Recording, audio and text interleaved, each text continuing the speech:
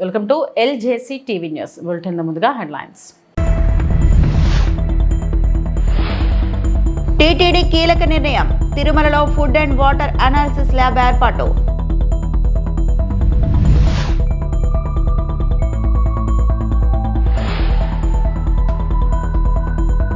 దేవాంశ్ జన్మదినం సందర్భంగా తిరుమలలో శ్రీవారి సేవలో సీఎం చంద్రబాబు కుటుంబం.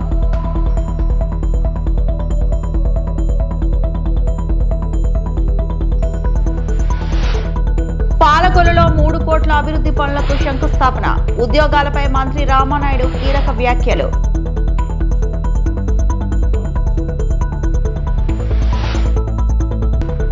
ఆరు గ్యారెంటీలకు చట్టబద్ధత కోసం కేటీఆర్ కసరత్తు, ప్రైవేట్ మెంబర్ బిల్లు సిద్ధం.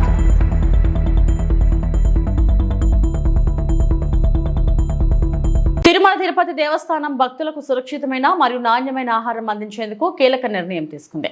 తిరుమలలో ఆధునిక సదుపాయాలతో కూడిన వాటర్ అండ్ ఫుడ్ అనాలిసిస్ ల్యాబొరేటరీని ఏర్పాటు చేసింది. ఈ నూతన ప్రయోగశాలను ముఖ్యమంత్రి ప్రారంభించారు.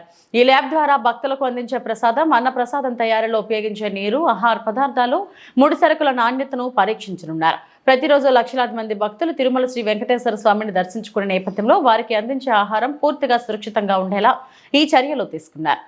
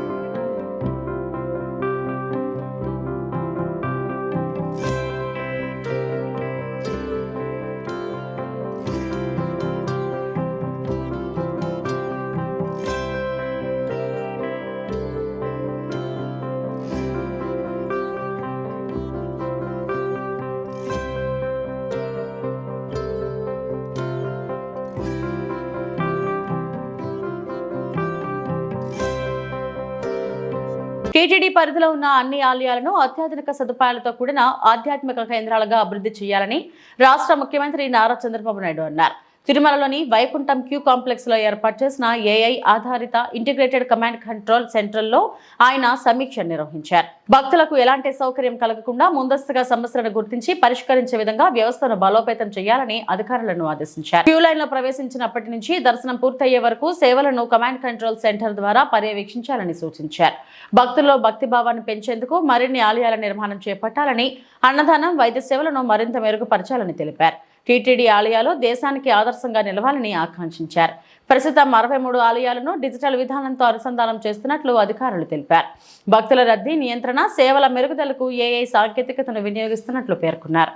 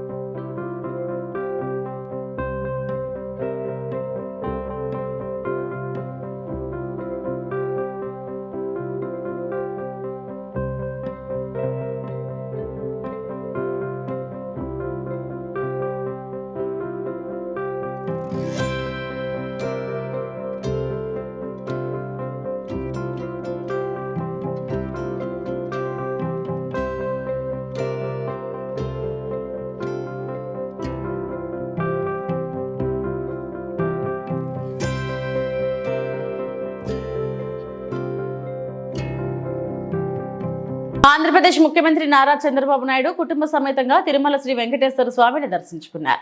మనవడు నారా దేవాంశ్ పుట్టినరోజు సందర్భంగా శ్రీవారికి మొక్కులు చెల్లించుకున్నారు.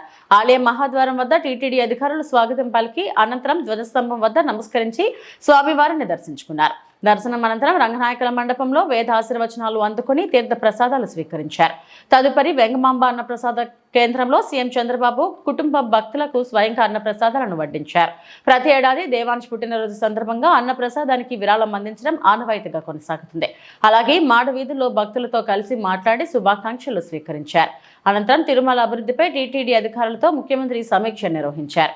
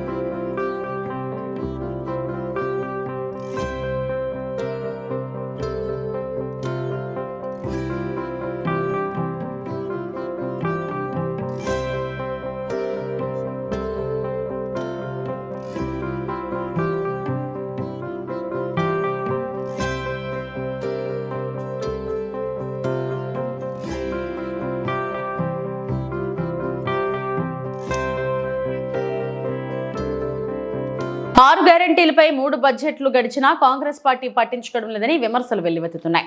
అవసరమైన నిధులు కేటాయించకపోవడంతో ప్రభుత్వంపై ఒత్తిడి పెంచేందుకు పార్టీ రాష్ట్ర కమిటీ చర్యలు చేపట్టింది. ఈ నేపథ్యంలో 6 గ్యారెంటీలకు చట్టబద్ధత కల్పించేలా working president KTR private member బిల్లును ప్రవేశపెట్టేందుకు సిద్ధమయ్యారు. ఈ బిల్లుపై పార్టీ నేతలతో కేటీఆర్ సమావేశం నిర్వహించారు. తెలంగాణ భవన్లో పార్టీ లీగల్ సెల్ ప్రతినిధులతో పాటు సీనియర్ నాయకులతో ఈ అంశంపై చర్చించారు.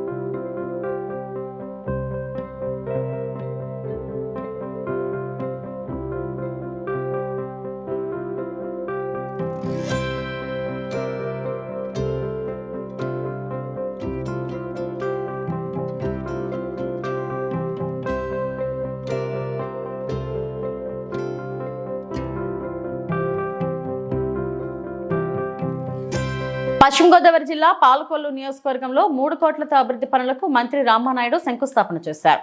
ఈ సందర్భంగా మంత్రి మాట్లాడుతూ జాబ్ క్యాలెండర్ అనేది కేవలం ప్రకటన కాదని నిరుద్యోగులకు భరోసా కల్పించే విధంగా కూటమి ప్రభుత్వం పనిచేస్తుందన్నారు. డిఎస్సి కానిస్టేబుల్ నియామకాల ద్వారా 20 నెలల్లో 30,000 ప్రభుత్వ ఉద్యోగాలు కల్పించామని తెలిపారు. MSME, skill development, food processing, IT, tourism రంగాల ద్వారా మరో 60,000 ఉద్యోగాలు సృష్టించినట్లు పేర్కొన్నారు. గ్రూప్ 1, గ్రూప్ 2, జూనియర్ లెక్చరర్లు, పోలీస్ కానిస్టేబుల్స్, ఎక్సైజ్ మరియు యూనివర్సిటీలలో ఉద్యోగ భర్తీ ప్రక్రియ జాబ్ క్యాలెండర్ ద్వారా కొనసాగుతుందన్నారు. గత ప్రభుత్వంపై విమర్శలు చేస్తూ అప్పటి సీఎం జగన్ జాబ్ క్యాలెండర్ గురించి పట్టించుకోలేదని, టీచర్ పోస్టుల భర్తీ కూడా చేయలేదని ఆరోపించారు. జగన్ పాలనలో అనేక పరిశ్రమలు రాష్ట్రాన్ని విడిచిపోయాయని, పెట్టుబడిదారులు తిరిగి రావడానికి హామీలు కోరుతున్నారని మంత్రి వ్యాఖ్యానించారు. అదేవిధంగా ఎంఎస్ఎంఈ దగ్గర నుంచి కానివ్వండి, స్కిల్ డెవలప్మెంట్ నుంచి కానివ్వండి, అదేవిధంగా ఇండస్ట్రీస్ నుంచి కానివ్వండి, ఫుడ్ ప్రాసెసింగ్ కానివ్వండి, అదేవిధంగా ఎలక్ట్రానిక్స్ కానీ, టూరిజం కానీ, ఇట్లా వివిధ డిపార్ట్మెంట్ల నుంచి చూస్తే దగ్గర మరి ఒక 6 లక్షల వరకు కూడా ఇటు గవర్నమెంట్ అండ్ ప్రైవేట్ కలిపి ఇప్పటి వరకు ఉద్యోగ కల్పన కూడా ఈ యొక్క 20 నెలల కాలంలోనూ ఈ ప్రభుత్వం చేసిన విషయాన్ని కూడా ఈ సందర్భంగా గుర్తు చేస్తూ ఉన్నాం. ఎందుకంటే గతంలో మీరందరూ కూడా చూశారు, జగన్మోహన్ రెడ్డి ప్రతి జనవరి జాబ్ క్యాలెండర్ అన్నాడు. 5 జనవరిలు గడిచిన ఒక్క జాబ్ క్యాలెండర్ ఊసే లేనిటువంటి పరిస్థితి గత పాలనలో చూశారు. ప్రతి సంవత్సరము డిఎస్సి అన్నాడు, మెగా డిఎస్సి అన్నాడు. 5 సంవత్సరాల్లో మెగా డిఎస్సి మాట్లాడుంచి కనీసం డిఎస్సి ఊసు కూడా లేనిటువంటి పరిస్థితి గత 5 సంవత్సరాల పాలనలో చూశారు. కానీ ఈరోజు ఈ కూటమి ప్రభుత్వం అధికారంలోకి వచ్చిన తర్వాత మరి ఒక పక్కన ప్రభుత్వ పరంగా ఒక 6,000, అదేవిధంగా ప్రైవేట్ అండ్ గవర్నమెంట్ రెండూ కలుపుకొని దగ్గర 6 లక్షల ఉద్యోగాల ఉపాధి అవకాశాలను ఈరోజు ఈ కూటమి ప్రభుత్వం ఇస్తూ ఉంది. గతంలో మీరందరూ కూడా చూశారు, ఆ రోజు ఒక లూలు కానీ, ఒక కియో ఎక్స్టెన్షన్ కానీ, ఒక జాకీ కానీ, ఒక అమర్ రాజా కానీ, ఈ రకంగా 400 పరిశ్రమలు జగన్మోహన్ రెడ్డి పాలనలో ఈ రాష్ట్రం వదిలి పారిపోయినటువంటి పరిస్థితి. మళ్ళీ ఈరోజు పెద్ద ఎత్తున ఏదైతే 20 లక్షల ఉద్యోగాలు కల్పించాలనేటువంటి ఆలోచనతో మరి ఇప్పటికే మీ అందరికీ తెలుసు దగ్గర 13 లక్షల కోట్ల ఎంఓయూలు కూడా మరి ఒప్పందం ఈ ప్రభుత్వం చేసుకునేటువంటి పరిస్థితి.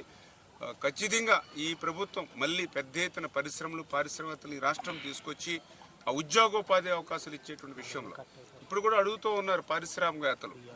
ఈరోజు మీ రాష్ట్రంలోకి వచ్చి పెట్టుబడులు పెట్టమని అడుగుతూ ఉన్నారు. మళ్ళీ ఆంధ్రప్రదేశ్ రాష్ట్రంలో జగన్ రాడనేటువంటి గ్యారంటీ ఇవ్వండి అని అడుగుతూ ఉన్నారు. అంటే ఏ రకంగా పరిశ్రమల్ని, పారిశ్రామికతని భయోందోళనకి జగన్మోహన్ రెడ్డి పాలన గురి చేసిందో మనందరం చూస్తూ ఉన్నాం.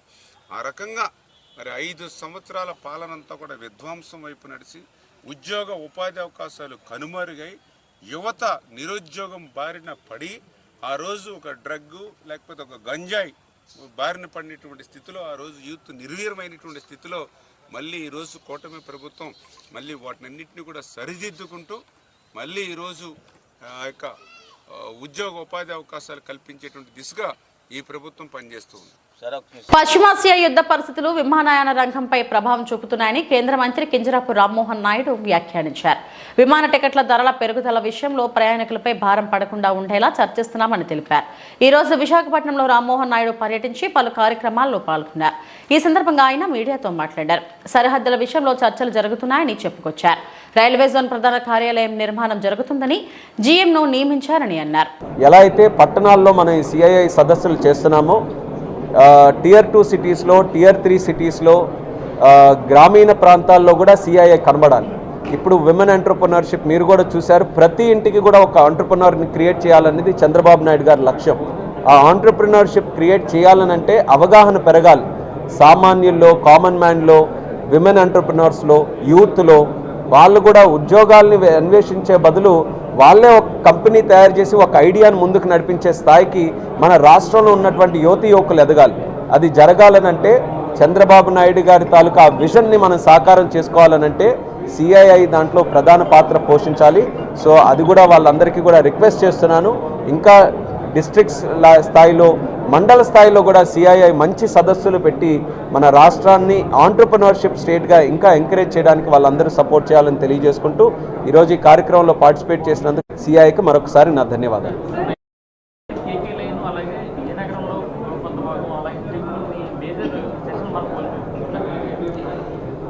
రైల్వే జోన్ తాలూకా విషయానికి సందర్భానికి వచ్చినప్పుడు గత ప్రభుత్వం ఉన్నప్పుడు కేవలం 54 ఏకర్స్ రిక్వైర్మెంట్ ఉంటే ఆ 54 ఏకర్స్ కూడా ఇవ్వలేనటువంటి పరిస్థితిలో గత ప్రభుత్వం ఉండింది.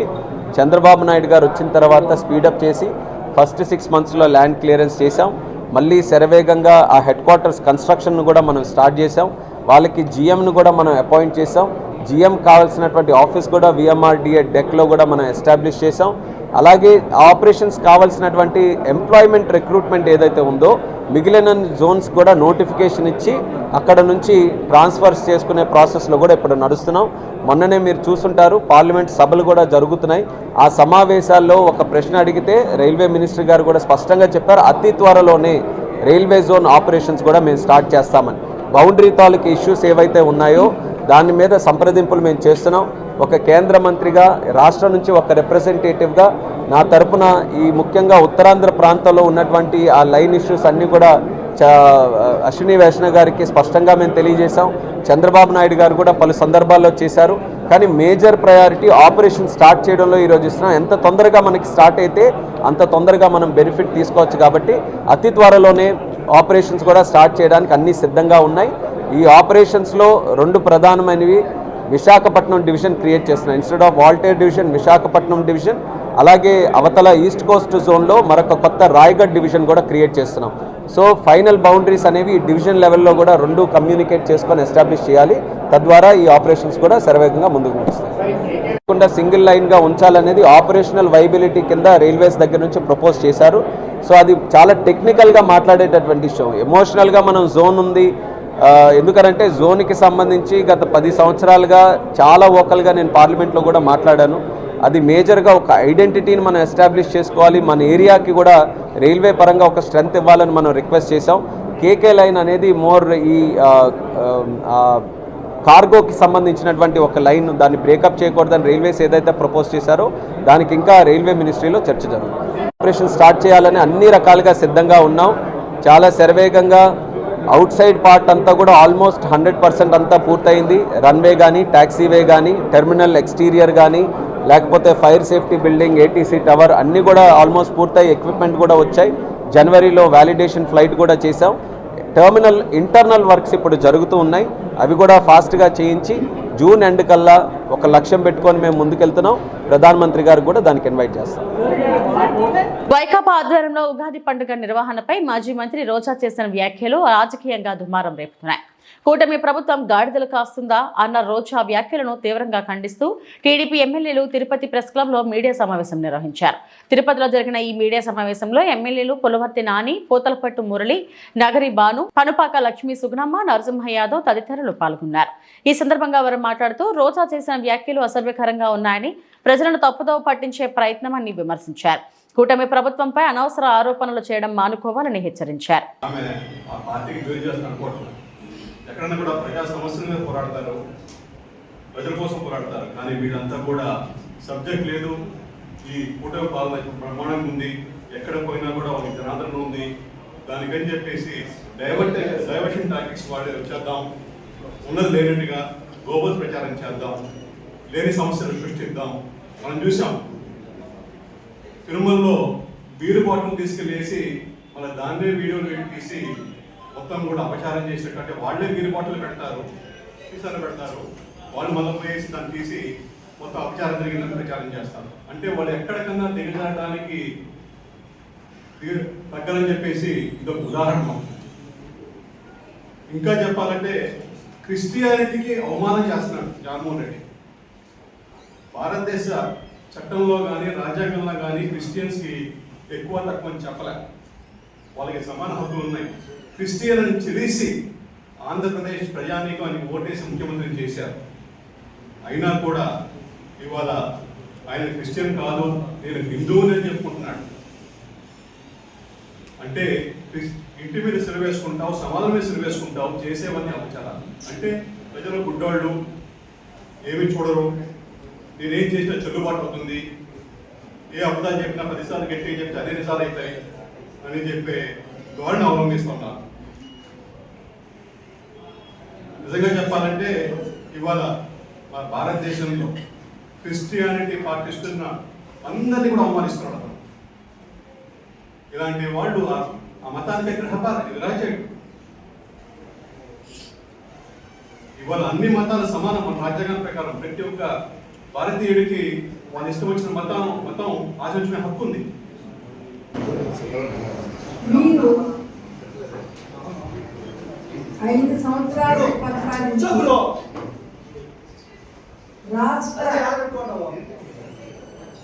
ఆంధ్ర రాష్ట్ర పురోగతిని అధపాతాళానికి తొక్కేసి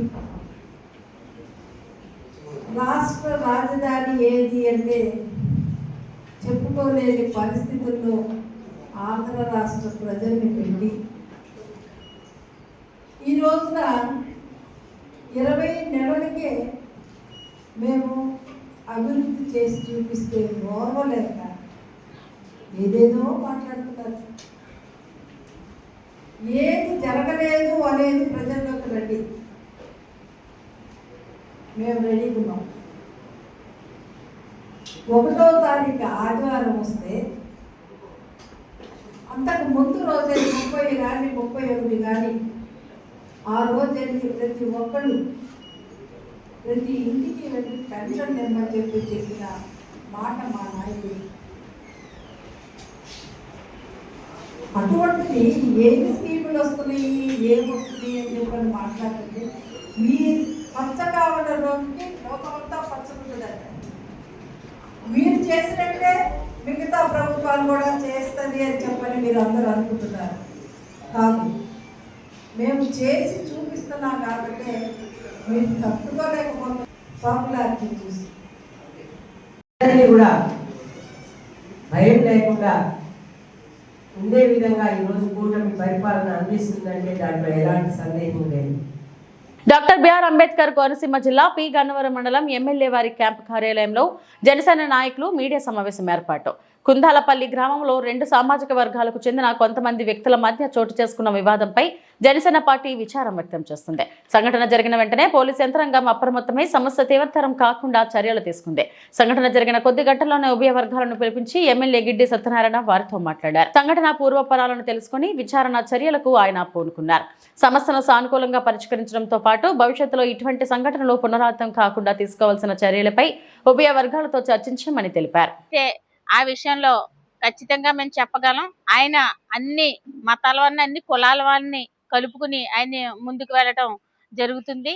అలాగే మరి గతంలోంచి ఒక 20 సంవత్సరాల నుంచి ట్యాప్లు కానీ అవి లేవు, ఓసీపేటలోనే ఉన్నాయని చెప్పి కొంతమంది మాట్లాడడం జరిగింది. అదైతే లేదండి. ఆయన అన్ని వర్గాలని సమతుల్యం చేసుకుంటూ ఆయన అభివృద్ధి చేయడం జరుగుతుంది. కుల వివక్ష అన్నది గిడ్డి సత్యనారాయణ గారి దగ్గర అసలు లేదు. దయచేసి ప్రతి ఒక్కరూ దీన్ని గమనించాలి. అయితే ఈ కుందాలపల్లి విషయంలో గిడ్డి సత్యనారాయణ గారు వెళ్ళలేదని చెప్పి మాట్లాడడం జరిగింది. ఆయన వెళ్ళి తాత్కాలిక పరిష్కారం కోసం కదండి, ఆయన చేసేది శాశ్వత పరిష్కారం దిశగా ఆయన ప్రయాణం చేస్తున్నారని మీకు తెలియజేస్తాను. దాన్ని ఖచ్చితంగా అందరూ కూడా ఖండించవలసినటువంటి విషయం. దాన్ని మరి ముఖ్యంగా ముందుగా ఖండించినటువంటి వ్యక్తి గిడ్డి సత్యనారాయణ గారు. దాన్ని ఆ సమస్యను పరిష్కరించాలని గిడ్డి సత్యనారాయణ గారు ఆ రోజు ఇరుపక్షాలను పిలిచి, మీరు కవ్వింపు చర్యలకు పోవద్దు, ఇది లా అండ్ ఆర్డర్ ఇష్యూ, మీరు ఖచ్చితంగా నేను డిపార్ట్మెంట్తో మాట్లాడతాను, దాన్ని ఖచ్చితంగా పరిష్కరిస్తానని ఇటు ఎస్సీ వర్గానికి అటేమో ఓసీ వర్గానికి కూడా చెప్పడం జరిగింది. మరి తర్వాత ఎస్సీ వర్గాన్ని పిలిచి, మీరు ఎట్టి పరిస్థితుల్లో కూడా మీకు న్యాయం జరుగుతుంది, ఎవరైతే దోషులు ఉన్నారో వాళ్ళు ఖచ్చితంగా శిక్షలు విధించబడతాయని కూడా ఆ డిపార్ట్మెంట్కి ఫోన్ చేసి, వాళ్ళు ఎదుర్కొన్న డిపార్ట్మెంట్కి ఫోన్ చేసి, ఎవరైతే ఈ విషయంలో మరి కవ్వింపు చర్యలు గురి చేశారో వాళ్ళ మీద ఖచ్చితంగా చర్యలు తీసుకోవాలి అని ఏ విధంగానూ కూడా లా అండ్ ఆర్డర్కి భంగం వాటిల్లకూడదని ఆ రోజు ఎమ్మెల్యే గారు చెప్పడం జరిగింది. మరి నిన్న కాక మొన్న హర్ష కుమార్ గారు వచ్చి మరి ఎమ్మెల్యే గారు పట్టించుకోవట్లేదు, ఎమ్మెల్యే గారు రావాలంటున్నారు. మరి ఎమ్మెల్యే గారు రావడం అన్నది కరెక్ట్ కాదు. అక్కడ ఎమ్మెల్యే గారు చేసే పనులు అన్ని కూడా చేస్తూనే ఉన్నారు. ఇది ఒక కులాల మధ్య ఇష్యూ కాబట్టి మన జనసేన పార్టీకి సంబంధించినటువంటి మూల సిద్ధాంతం ఏదైతే ఉందో కులాలను కలిపే సిద్ధాంతం, ఆ కులాల మధ్య చిచ్చు రాకుండా, కులాల మధ్య ఎడబాటు రాకుండా దాన్ని పరిష్కరించాలని ఆయన ఎమ్మెల్యే గారు కృషి చేస్తున్నారు. ఎమ్మెల్యే గారు ఇవి ఇప్పటివరకు నా బులెటిన్ అప్డేట్స్. నమస్తే.